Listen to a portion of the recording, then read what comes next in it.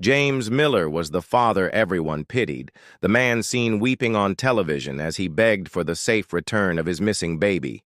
Yet behind those tears lay a secret so dark it would shock an entire town and turn him from grieving parent to confessed killer. The story of the missing baby in Maple Ridge began on a warm summer evening that seemed at first no different from any other. Families gathered on porches, children played in the fading sunlight, and the hum of cicadas carried across the quiet streets. No one could have imagined that within hours, the calm would be shattered by a mystery that would grip the entire town. The baby, only 6 months old, was reported missing from her crib, and the frantic voice of her father was the first signal that something was terribly wrong. He told authorities he had gone to check on his child, only to find the small bed empty, the blanket pushed aside as if she had vanished into thin air. When the police arrived at the modest house on Cedar Lane, they quickly realized this would not be an ordinary case. The windows were locked. The back door showed no signs of tampering, and nothing appeared stolen. It was as though the baby had simply disappeared while the rest of the household went about their evening. Officers fanned out across the block, searching backyards, garages, and even trash bins. A call went out for volunteers, and by midnight, dozens of townspeople were walking shoulder to shoulder through the nearby fields with flashlights, calling the child's name into the night air. As news spread, panic rippled through the community. Parents clutched their children tighter, refusing to let them out of sight. Rumors began to swirl almost instantly. Whispers of strangers in dark cars seen earlier in the week. Talk of someone slipping through the quiet neighborhood unnoticed. By the next morning, the child's photograph was printed on hastily made flyers, taped to telephone poles, pinned to bulletin boards, and displayed in the windows of local shops. Everyone wanted to help, yet an unspoken fear grew heavier with each passing hour. Inside the home, investigators examined every detail. The crib was neatly made except for the missing blanket. Toys were scattered in the living room, a bottle sat half-empty on the counter, and laundry was piled in the corner as if life had been moving along normally until the terrible discovery. Neighbors described the family as friendly, quiet, and seemingly happy. The mother was often seen pushing the stroller down the block, smiling at passers-by, while the father kept busy with work and weekend projects. To outsiders, nothing seemed unusual about them, but behind the closed doors of the house, questions lingered. If no one had broken in, how could the baby be gone? Was it possible someone slipped in unnoticed? Or was the explanation closer to home than anyone wanted to believe? Police officers could not ignore that the last person to see the baby was her father, the same man who had made the desperate 911 call. In those early hours, though, suspicion was still faint, drowned out by the urgency of finding the missing child. Maple Ridge, once a place where neighbors trusted one another and children played freely on sidewalks, was suddenly gripped by fear. As the sun set again on the second day of the search, hope began to flicker. The baby's face was everywhere, the father's tears were broadcast on local news, and the town held its breath, praying for a safe return that would never come. The investigation into the missing baby quickly became the most pressing case Maple Ridge had ever seen. Detectives from neighboring counties were called in, and the small police station buzzed with activity as maps, photographs, and reports filled the walls. At first, the focus was on the possibility of a stranger abduction. Officers interviewed delivery drivers, utility workers, and anyone who had passed through the neighborhood in recent weeks. Checkpoints were set up at the town's main roads, and drivers were asked if they had seen anything suspicious. Despite the intense efforts, no one could provide a solid lead. Cameras from local businesses showed nothing unusual. The mystery deepened, and frustration grew. With no clear evidence of an intruder, the investigation turned inward. Detectives began to look more closely at the family. The mother was exhausted and pale, barely able to answer questions without breaking down. Friends described her as devoted, always caring for her child with tenderness. The father, however, drew more attention. He cried openly during interviews, pleading for his baby's safe return. But his words sometimes shifted from one version to another. When asked about the evening of the disappearance, he mentioned putting the baby down at different times, sometimes saying 6, sometimes closer to 7. Investigators noticed these inconsistencies, small cracks in his account that could not be ignored. Financial records revealed further strains. The family had been struggling with bills, and there were signs of mounting debt. Arguments between the couple had been overheard by neighbors, though no one had ever suspected violence. Still, detectives knew that stress often pushed families into desperate situations. They began to consider whether the disappearance might not be the result of a stranger at all. The idea unsettled the town, where many still clung to the hope of finding the baby alive. Search teams pressed on. Dogs were brought in to trace scents around the house and yard. The trail led nowhere beyond the property line, reinforcing the suspicion that the child had never left under anyone else's control. Detectives sifted through phone records, computer activity, and the father's recent searches online. At first, nothing stood out, but the closer they looked, the more questions emerged. Why had he searched about parenting stress late at night? Why had he deleted several call logs just before contacting the police? Despite growing doubts, the father continued to appear on television, begging the public for help. He wept in front of cameras, clutching a photograph of the missing infant, his grief convincing to many who watched. Supporters rallied, offering prayers and donations, convinced the child had been taken by someone lurking outside the family's control. But behind the scenes, detectives were less certain. They noted how his tears came quickly in front of others, but often vanished when he believed no one was watching. By the end of the second week, the investigation had reached a turning point. There were still no witnesses, no signs of forced entry, and no evidence of strangers prowling Maple Ridge that night. Every lead had collapsed into silence, leaving one chilling possibility standing above the rest. The answer to the baby's disappearance might lie within the very home from which she was reported missing. Weeks had slipped by, and the missing baby's face had become a haunting image across Maple Ridge. Flyers faded in the sun, news crews packed up their cameras, and the once frantic search lost its energy.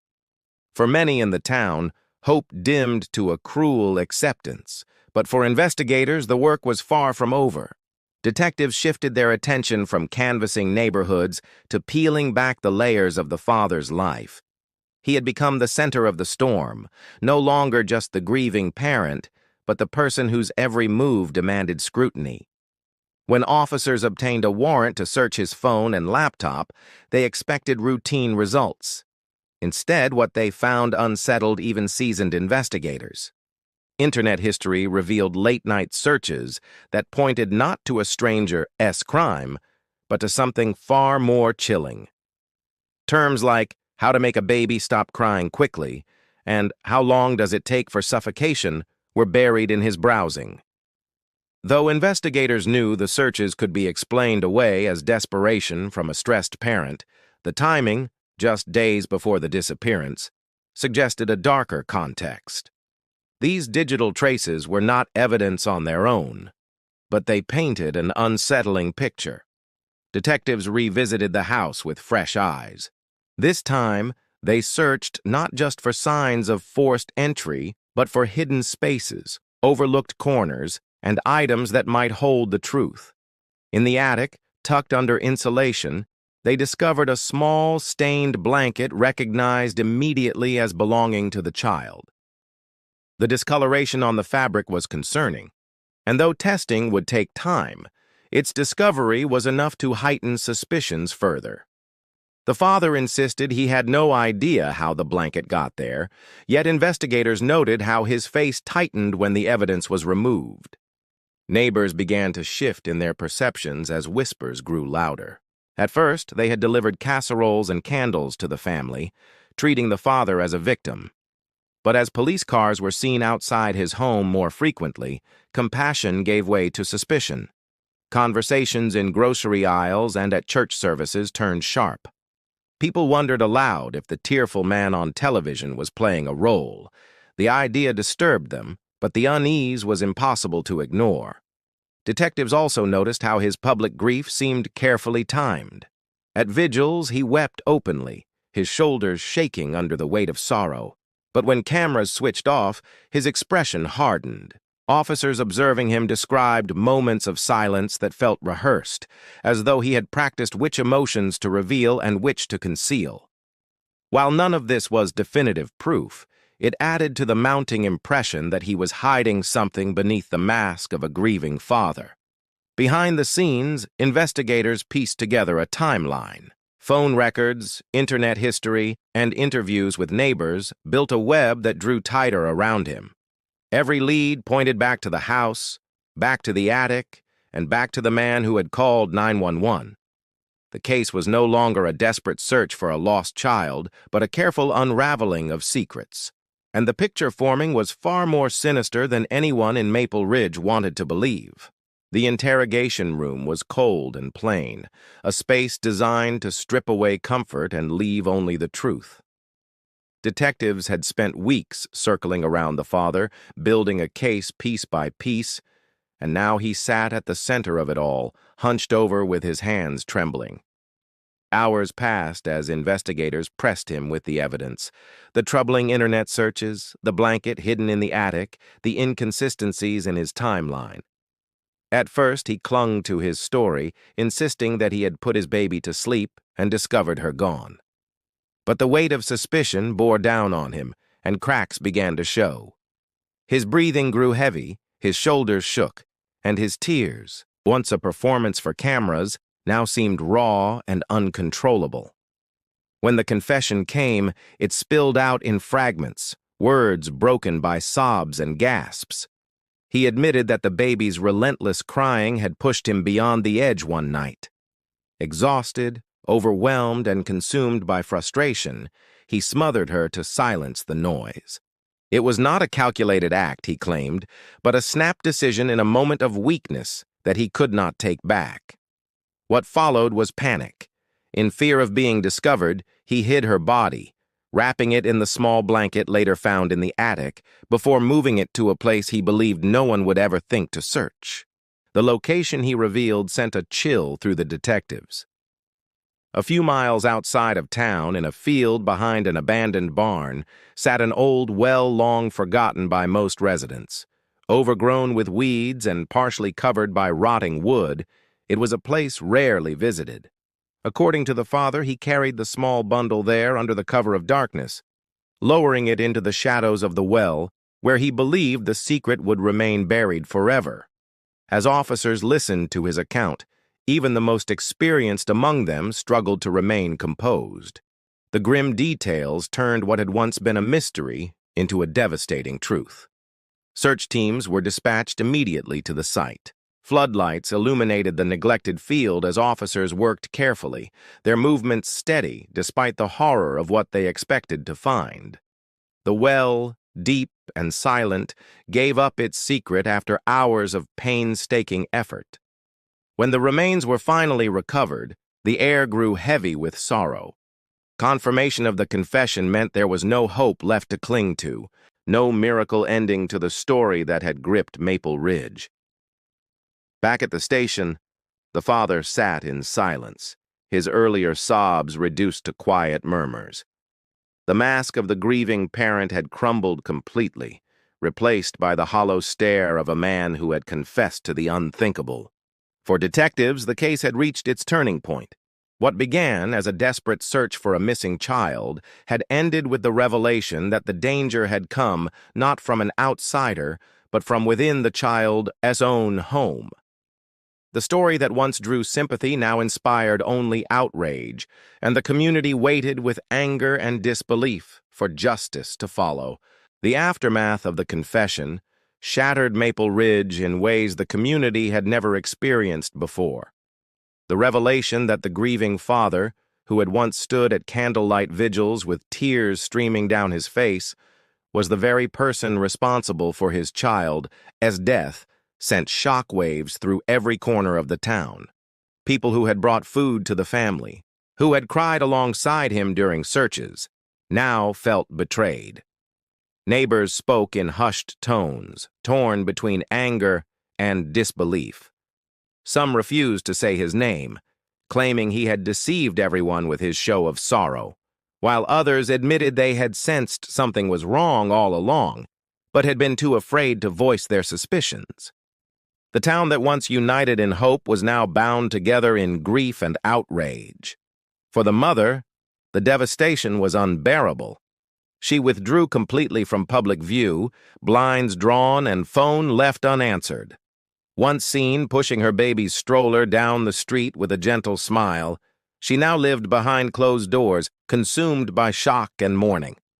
Friends described her as unrecognizable, unable to comprehend how the man she trusted most had carried out such a crime. She too had been a victim, not only of the loss of her child, but of the betrayal that came from within her own home. Her silence spoke louder than any statement, and it left the town aching with sympathy for a woman whose world had collapsed. The courtroom became the stage for the final chapter of the tragedy. The father, dressed in a plain jumpsuit, sat with his head bowed as the charges were read aloud. The public gallery was packed with townspeople who wanted to see justice served. The details of the case were laid out in full: the internet searches, the hidden blanket, the confession, and the recovery of the baby's body. Each piece of evidence painted the image of a man who had lost control in a moment of anger and then tried to bury the truth. His tears returned as the weight of his actions was described, but this time they stirred no sympathy. The people of Maple Ridge saw only manipulation, a performance from someone who had fooled them once before. When the guilty plea was entered, a quiet heaviness filled the room.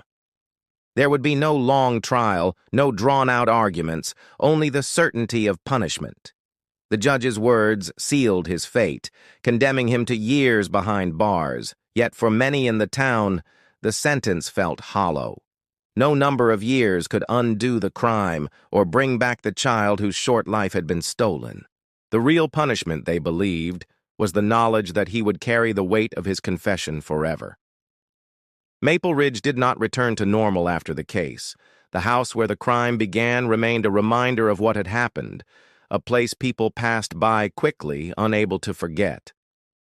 The once bright photographs of the baby faded on weathered posters that still clung to a few poles, reminders of innocence lost. The story became a cautionary tale, repeated in conversations and whispered in classrooms, a chilling example of how appearances can deceive and how danger can sometimes wear the face of grief. The community, scarred and wary, carried the memory of the child as a warning and a sorrow they would never fully overcome.